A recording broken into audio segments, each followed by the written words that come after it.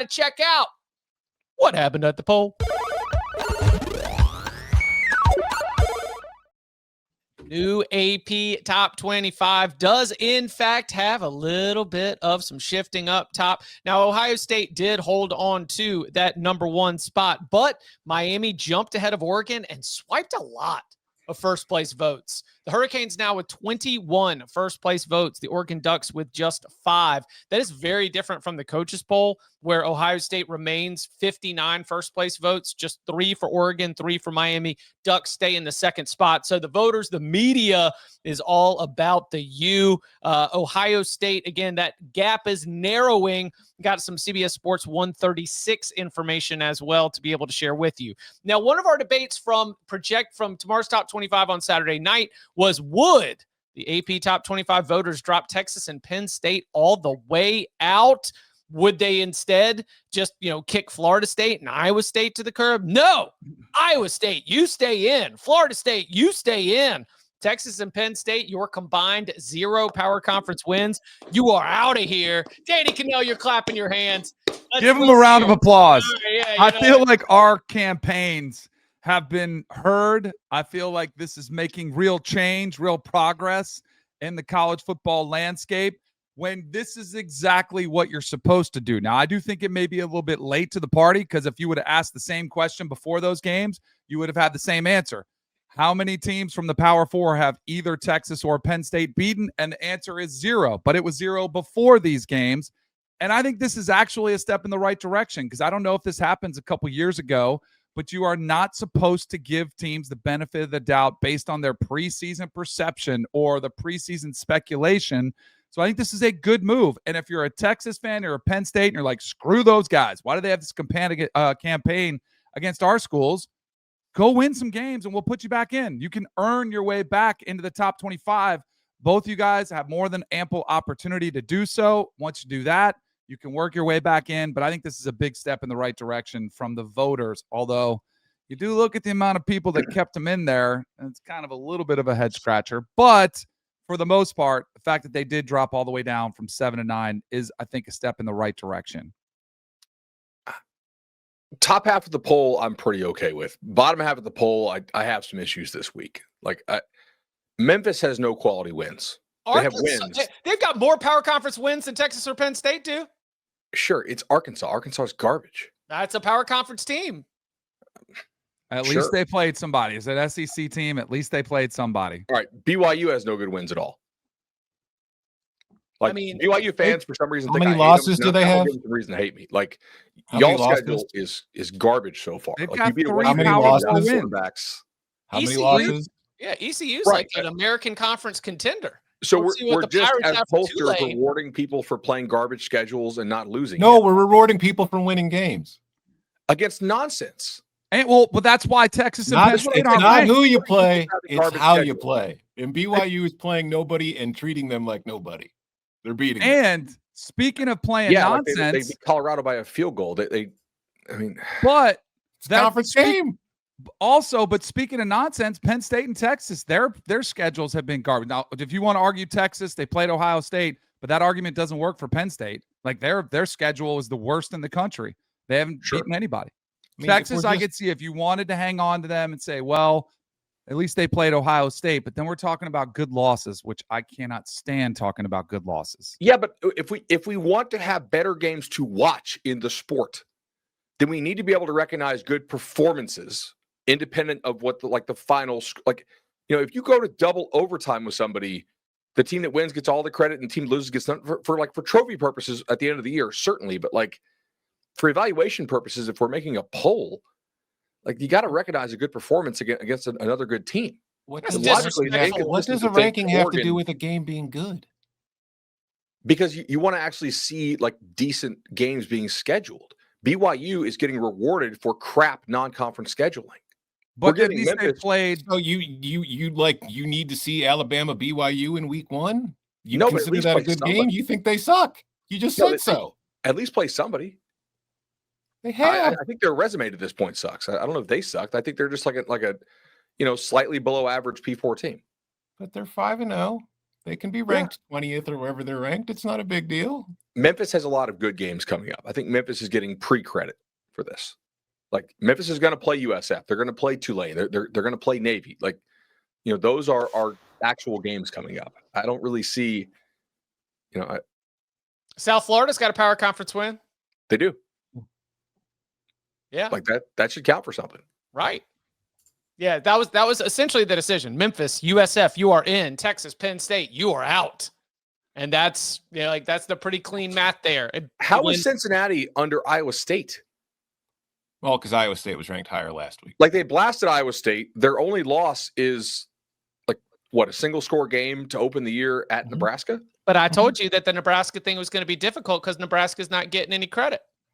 Look, Iowa State should not be ranked. I would flip-flop Cincinnati and Iowa State. I'd be totally okay with that. I would be fine with that, too. Okay. Notre Dame should not be over FSU. Both have a single score loss to Miami. Florida State beat a top 8 team, I guess now, by 2 touchdowns. Notre Dame has no good wins. That's a fair gripe. I mean, what's happening is Notre Dame lost at the right time. Yeah. They got all their losses out of the way.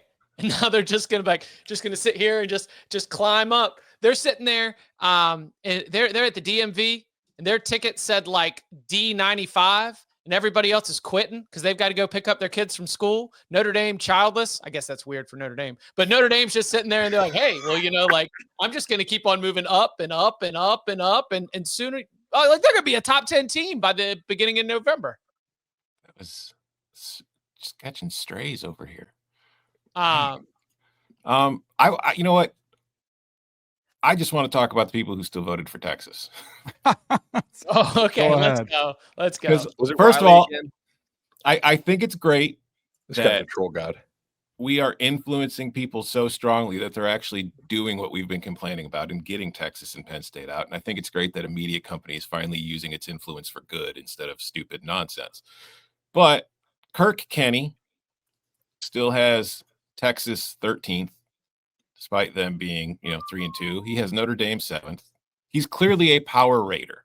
Like if you go through his poll, I could see this being a power rating more than it is like a ranking of resumes or anything. Penn State's 16th, just whatever. Fine. People are going to do it. I really disagree with it, and I just don't like it, but that's what he does. I will go to one of our friends, though, our old friend, who will not explain her process or anything, and it's really not a big deal. Oh, man, again? Yeah. But Haley has Texas 16th, and she has Florida State 18th. I don't know how you can rank Texas ahead of Florida State if you're going to rank both. But where things get... I think I can explain this. Okay, well, where things get even worse is she's got Penn State ranked 24th. So why is Texas 16th if Penn State's 24th? Because you're clearly ranking Penn State 24th because they haven't beaten anybody.